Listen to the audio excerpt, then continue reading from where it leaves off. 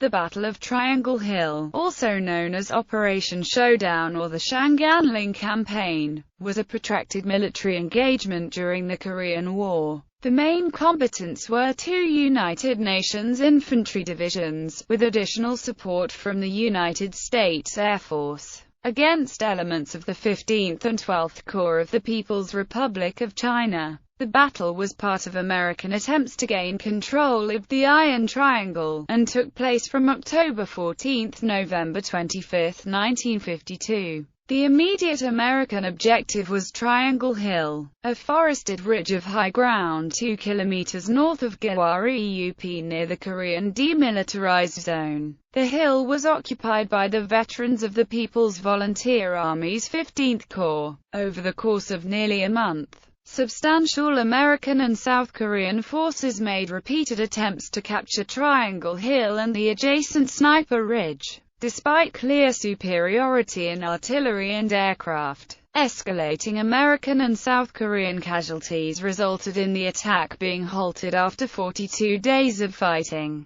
with Chinese forces regaining their original positions. Background: by mid-1951 the Korean War had entered a period of relative stalemate, with the resignation of Dwight D. Eisenhower as the Supreme Commander of the North Atlantic Treaty Organization in June 1952. General Matthew Ridgway of the United Nations Command was transferred from Korea to Europe as Eisenhower's replacement. The United States Army appointed General Mark Wayne Clark, commander of the U.S. Fifth Army during World War II, to overall command on the Korean Peninsula as a replacement for Ridgway. General James Van Fleet of the 8th United States Army had hoped that the change of commanders would allow him to re-engage the Chinese in a major campaign, but in an effort to limit UN losses during the peace talks in Panmunjom, Clark repeatedly overruled Van Fleet's requests for an authorized offensive into North Korean territory.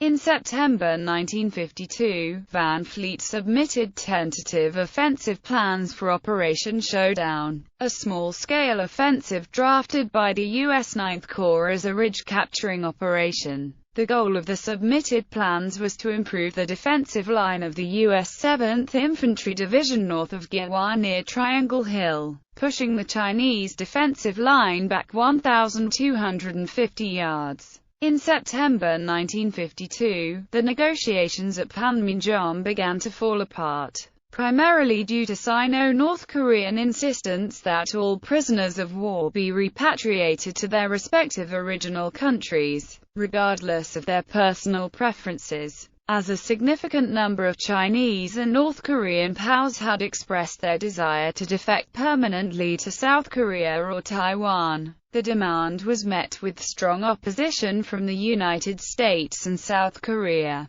feeling that the negotiations would soon fail. Military commanders on both sides authorized numerous tactical plans as means of applying pressure on their opponents. In late September, the High Command of the Chinese People's Volunteer Army authorized the tactical plans which led to the Battle of White Horse. On October 8, 1952, truce negotiations officially ceased. Clark gave his consent to Operation Showdown the same day. Prelude, locations and terrain: Triangle Hill, as it was named by the American command, is a forested hill that appears as a V-shape when seen from the air or on a map. Hill 598 sits at the tip of the V and overlooks the Gwaeup Valley less than 2 kilometers to the south. From this apex, two ridges extend to the northeast and northwest. The ridge to the northwest is dominated by a hill nicknamed Pikes Peak. The other connect to a pair of hills that had been dubbed Jane Russell. A less prominent ridge, named Sandy, slopes down to the east. Across the valley from Sandy stands Sniper Ridge, located at 38 degrees 19 minutes 44 seconds north, 127 degrees 29 minutes 7 seconds east, 38.32889 degrees north, 127.48528 degrees east, 38.32889, 127.48528. forces and strategies. The original plan for Operation Showdown called for simultaneous attacks on both Triangle Hill and Sniper Ridge. One battalion from the 31st Infantry Regiment of the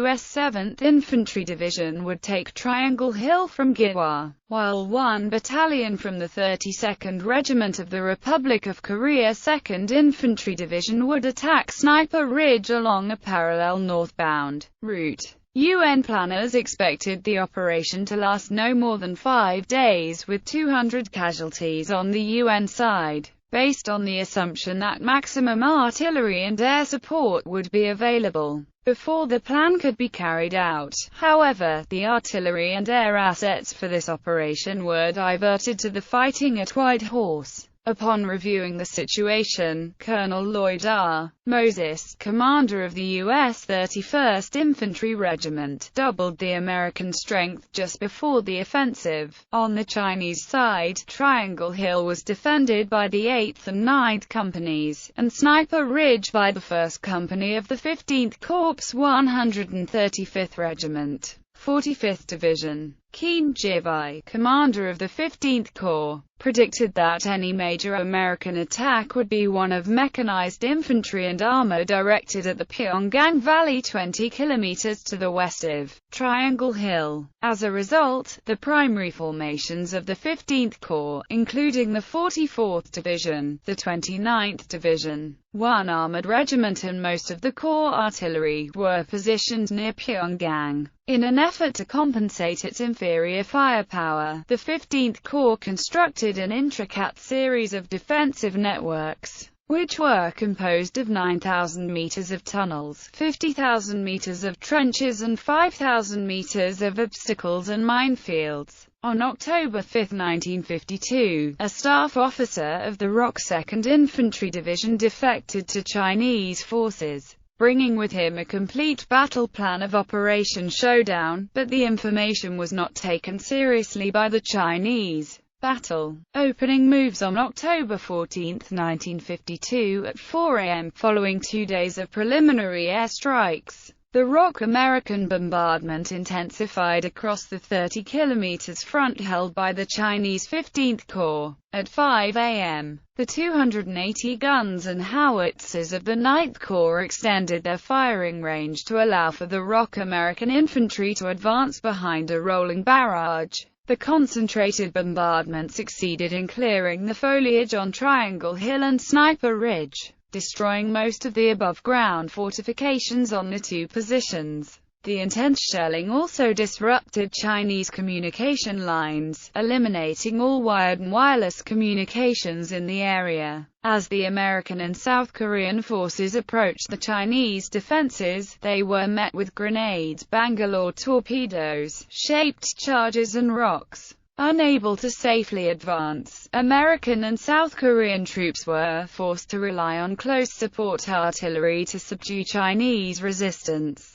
But a complex network of bunkers and tunnels allowed the Chinese to bring up reinforcements as the above-ground troops were depleted. Although the 31st Infantry Regiment was equipped with ballistic vests in the first mass military deployment of modern personal armor, its 1st and 3rd battalions nevertheless suffered 96 fatalities, with an additional 337 men wounded in the first attack, the heaviest casualties the 31st Infantry Regiment had suffered in a single day during the war. The Chinese managed to inflict heavy casualties on the attackers, but their defenses were starting to give way under devastating UN firepower. The defending company of Sniper Ridge was forced to withdraw into the tunnels after it was reduced to 20 survivors, and the ROK 2nd Battalion captured the ridge by 3:20 p.m. Despite the acquisition of Sniper Ridge, the attack on Triangle Hill stalled in front of the dominant Hill 598 as both American battalions suffered heavy casualties to Chinese grenades. When only partial progress could be claimed by the late afternoon, U.S. and ROK attacks subsided and preparation of defensive positions to face a Chinese counterattack began. To recover lost ground, the PVA 45th Division commander Sui Jianglong attempted a sneak attack with 3 infantry companies by 7 p.m. When flares broke the night cover, the attackers launched bayonet charges and hand-to-hand fighting ensued. The UN forces responded with heavy artillery fire, but the determined Chinese assault troops marched through both Chinese and UN artillery screens to reach the UN positions, a strange sight that made some American observers believe that the attackers were under the influence of drugs. The intense fighting prevented UN forces from receiving any resupply, and the UN defenders were forced to give up all captured ground after running out of ammunition. Taking the surface, both Major General Wayne C. Smith and Lieutenant General Chung Il-kwon, commanders of the U.S. 7th Infantry Division and the ROK 2nd Infantry Division respectively, relieved exhausted battalions daily to maintain troops' morale. On October 15, Smith ordered the 1st Battalion of the U.S. 32nd Infantry Regiment and the 2nd Battalion of the U.S. 31st Infantry Regiment to be placed under the command of Colonel Moses to resume the attack on Triangle Hill. Similarly, Chung Il-kwon replaced the 2nd Battalion of the ROK 32nd Regiment with the 2nd Battalion of the ROK 17th Regiment. Later that day, both U.S. battalions captured Hill 598 and Sandy Ridge after meeting only light resistance. But the Chinese tunnels and a counterattack by the PVA 135th Regiment prevented the Americans from advancing towards Pikes Peak and Jane Russell Hill. The South Koreans, on the other hand, were thrown back by a Chinese counterattack after recapturing Sniper Ridge. On October 16, Colonel Joseph R. Ross of the U.S. 32nd Infantry Regiment took over the operational command from Moses. He was also given the 2nd Battalion of the U.S. 17th Infantry Regiment to reinforce his right wing. After arriving on the battlefield, the U.S. 2nd Battalion managed to wrestle Jane Russell Hill away from the Chinese on October 16, but the Americans soon came under heavy fire from Chinese machine guns in the valley below, and were forced to withdraw to the slope behind the hill on October 18.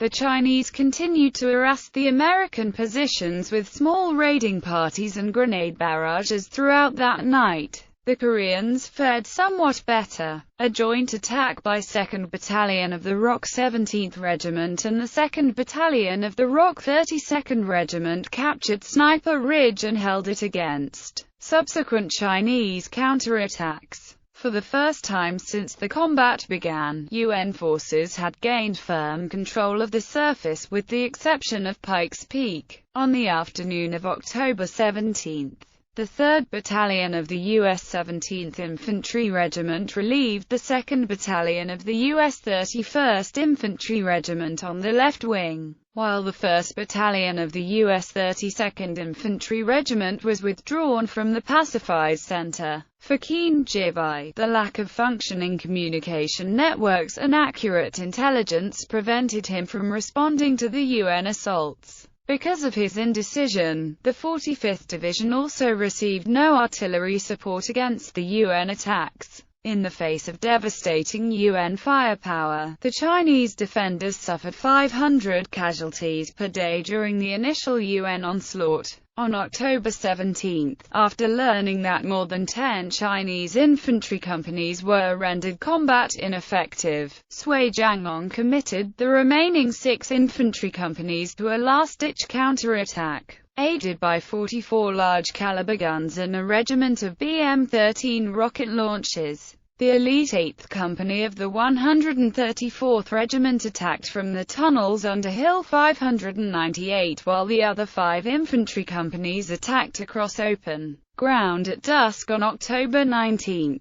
Their left wing drove the South Koreans off Sniper Ridge, but the U.S. defenders on Triangle Hill held firm. At daybreak on October 20, UN firepower regained the upper hand and the Chinese were forced back into the tunnels after suffering heavy casualties. By the time Smith replaced the U.S. 17th Infantry Regiment with the U.S. 32nd Infantry Regiment on the afternoon of October 20, Keenjivai received reports that the 45th Division was completely decimated. The Chinese attacked Hill 598 again on the night of October 23 with 2 infantry companies, but the well-entrenched U.S. troops beat back the attack with little difficulty. After suffering over 4,000 casualties in 10 days, the failure of the last attack ended the 45th Division's role as the only combatant on the Chinese side. The UN forces had gained strong control over most of the area, with the remaining Chinese defenders trapped in tunnels under the UN positions.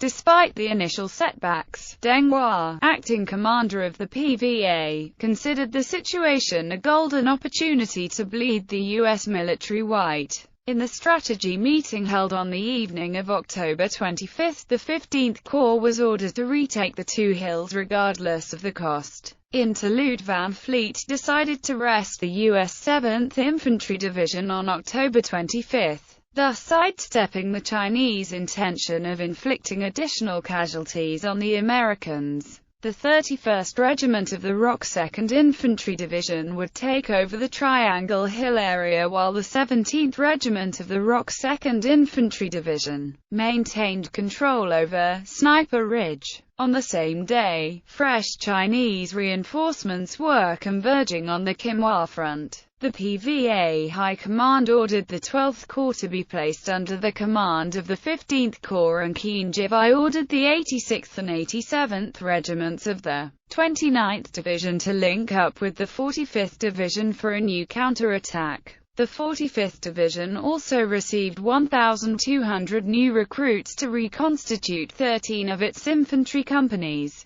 About 67 heavy guns and 1 regiment of anti-aircraft artillery were made available to support the upcoming counterattack. All Chinese reinforcements were focused on Triangle Hill, with Sniper Ridge considered secondary. Over the next 5 days, the ROK 31st Regiment was involved in a bitter struggle with the Chinese defenders underground. The PVA 45th Division had also infiltrated small units into UN positions every night to resupply the trapped units and to evacuate the wounded, causing heavy casualties among the Chinese logistics and medical units. As there was no battalion-level combat between October 20 and October 29, the Chinese were able to gather their strength for a decisive blow. Escalation before the start of the battle. Keenjivai had worried that Van Fleet would try to lure the Chinese forces around Triangle Hill, with the real blow directed towards the Pyongyang Valley.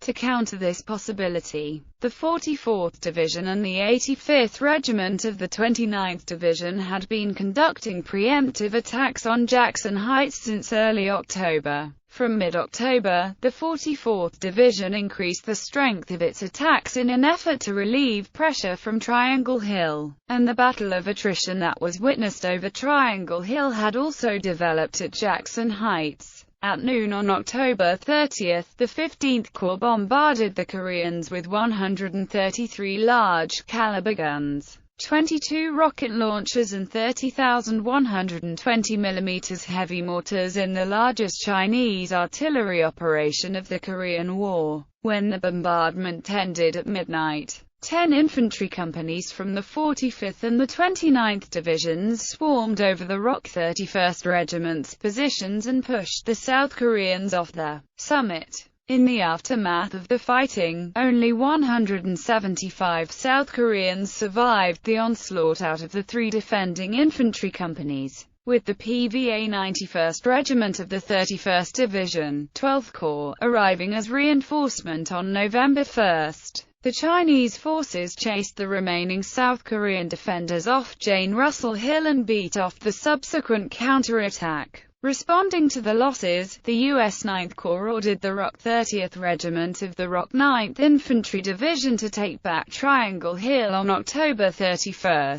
The South Koreans launched continuous attacks for the next 5 days to no avail. Although the South Koreans failed to recapture the hill, the resulting heavy casualties forced the Chinese to call in the 93rd Regiment of the 31st Division as reinforcement on November 5. On the same day, Lieutenant General Reuben E. Jenkins, commander of the U.S. Ninth Corps, suspended further attacks on Triangle Hill to prevent more casualties and to protect Sniper Ridge. As the Ninth Corps gave up on Triangle Hill, the PVA 31st Division of the 12th Corps was in position to take back Sniper Ridge. Under the cover of inclement weather, an assault was launched by the 92nd Regiment at 4 p.m. on November 11.